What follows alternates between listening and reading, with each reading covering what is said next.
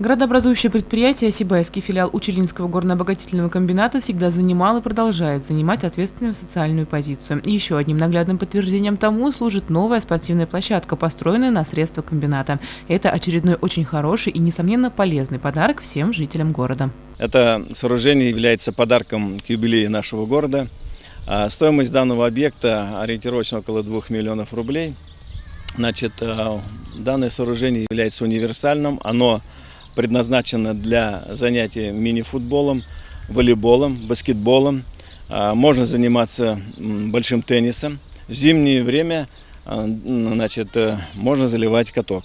В строительстве спортивного сооружения применены самые современные и экологически безопасные материалы. Основное преимущество покрытия резиновой крошки, пропитанной полимерами, в том, что оно довольно мягкое и поэтому практически не травмоопасное. Все элементы выполнены из специального прочного материала, устойчивого к смене температур и воздействию внешней среды. К площадке ведут пешеходные дорожки, по периметру построен тротуар. Именно для того, чтобы за тренировками могли следить самые маленькие сибайцы и заодно кататься здесь на велосипедах и роликах. Вот с запуском этого спортивного сооружения, я думаю, что дети, в основном будут заниматься, конечно, дети микрорайона, это позволит занять детей.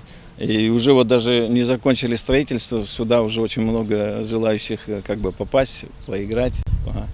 Решением главы администрации Альхамса Сулейманова данное сооружение мы будем передавать клубу «Ровесник». В клубе «Ровесник» предусмотрено в штатном расписании единица тренера. То есть это сооружение не будет бесхозным.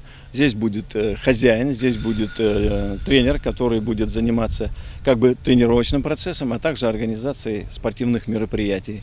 Развитие массового спорта является одной из приоритетных задач властей. Сибай должен стать городом здорового образа жизни. Расширение спортивной инфраструктуры призвано дать весомый старт детям, увлеченным различными видами спорта.